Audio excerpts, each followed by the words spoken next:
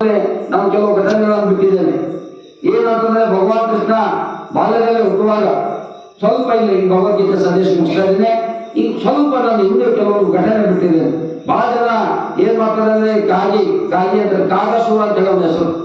ಕಾಗಿ ಬಂದ ಬಹಳ ಜನ ಅಂತಾರೆ ಅಪಸುಕನ, ಕಾಗಿ ಬಂತು, ಇವೆಲ್ಲ ಅಂದ್ರೆ ಅದು ಕಾಗಿ ಅಪಸುಕನಲ್ಲ, ಒಂದು ಸಂಕೇತ. ಅದು ಕೆಲವು ಸಂದರ್ಭ ಕೆಲವು ಘಟನೆಗಳನ್ನ ಅದಕ್ಕೆ ದೂರ ಪ್ರಾಣಿ ಅಂತ ಕೂಡ ನಾವು ಕರಿತೀವಿ. ಆಗ ಬಸವಣ್ಣ ಮಕ್ಕಳು ಕೂಡ ಕಾಗೆ ಒಂದು ಕಂಡರೆ ಕರೆಯೋದು ತನ್ನ ಒಳಗವಿಲ್ಲ. ಕೆಲವು ಮನುಷ್ಯರಲ್ಲಿ ನಾವು ಕೂಡ ಇದ್ದೇವೆ. ನಮ್ಮ ಕೆಲವು ಕೆಟ್ಟ ಗುಣಗಳು ಇರ್ತವೆ, ಒಳ್ಳೆ ಗುಣಗಳು ಇರ್ತವೆ, ಎಲ್ಲ ಇರ್ತವೆ, ಪಾಸಿಟಿವ್ ನೆಗೆಟಿವ್. ಆದ್ರೆ ನಾವು ಪಾಸಿಟಿವ್ ನಾವು ಹಿಡಿಬೇಕು. ಆಗ ಕಾಗಸೂರ ಎಂಬ ಒಬ್ಬ ರಾಕ್ಷಸ, ಕಾಗಸೂರ ಎಂಬ ರಾಕ್ಷಸ ಕಂಸರಾಜನಿಗೆ ಹೇಳ್ತಾನೆ, ಓ ರಾಜನ್, ನಾನು ನಿನ್ನ ಮಿತ್ರ. ಭಗವಾನ್ ಶ್ರೀಕೃಷ್ಣ ಬಾಲ್ಯದ ಶಿಶುವನ್ನ ಕೊಲೆಯೋದು ದೊಡ್ಡ ಮಾತಲ್ಲ. ನಾನು ಹೋಗ್ತೇನೆ ಗೋಕುಲಕ್ಕೆ, ಹೋಗಿ ಆ ಮಗುವನ್ನ ಕೊಂದು ಹಾಕ್ಬಿಡ್ತೇನೆ, ನಮ್ಮಲ್ಲಿ ಅಂತ ಶಕ್ತಿ ಇದೆ ಅಂತೇಳಿ ಆ ಕಂಸನಿಗೆ ವಾದ ಮಾಡ್ತಾನೆ. ಏನ್ ಮಾಡ್ತಾನೆ, ನಾನು ಗ್ಯಾರಂಟಿ ಕೊಂದು ಬಿಡ್ತೇನೆ.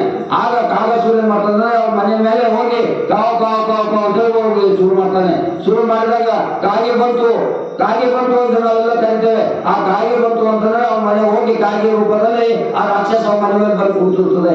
ಕೂತಿದ್ದಾಗ ಭಗವಾನ್ ಕೃಷ್ಣ ಕಾಯ್ತಾ ಇರ್ತದೆ, ಆ ಕೃಷಿ ಕಾಯ್ತಾ ಇರ್ತದೆ. ಹೇಗಾದ್ರೂ ಮಾಡಿ ಆ ಕೃಷ್ಣನ ಕೊಲೆ ಮಾಡ್ಬೇಕು, ಕೃಷ್ಣನ ಕೊಲೆ ಮಾಡ್ಬೇಕಂತ ಅವ್ರು ಕಾಯ್ದಾಗ ಭಗವಾನ್ ಕೃಷ್ಣ ಹೊರಗೆ ತಂದಾಗ ಏನ್ ಮಾಡ್ತದೆ ಅಂದ್ರೆ ಅವರು ತಾಯಿ ಯಶೋಧ ಮಾತ್ರ ಹೊರಗೆ ತರೋದಿಲ್ಲ. ಆ ತಂದಂತ ಸಂದರ್ಭದಲ್ಲಿ ಏನ್ ಮಾಡ್ತದೆ, ಕಾಗೆ ತನ್ನ ಬಾಯಿನಿಂದ ಬೆಂಕಿಯನ್ನು ಹೋಗ್ತದೆ. ಬೆಂಕಿ ಉಳುವಾಗ ಭಗವಾನ್ ಕೃಷ್ಣನ ಕೊಲೆ ಮಾಡ್ಬೇಕಾಗ್ತದೆ. ಆಗ ಭಗವಾನ್ ಕೃಷ್ಣ ಬಾಲ್ಯದಲ್ಲಿ ಇರ್ತಾನೆ. ಆ ಕಾಗೆ ಬೆಂಕಿ ಮತ್ತು ಕಾಗೆಯನ್ನ ಹಿಡಿದು ಬಿಸಾಡ್ಬಿಡ್ತಾನೆ. ಬಿಟ್ಟಿದಾಗ ಕಾಗೆ ಏನ್ ಮಾಡ್ತದೆ ಅಂದ್ರೆ ಕಂಸದ ಮನೆಯಲ್ಲಿ ಹೋಗಿ ಅವ್ರ ಕಾಲ ಮೇಲೆ ಬಿಟ್ಬಿಡ್ತದೆ ಯಾವುದು ಕಾಗೆ.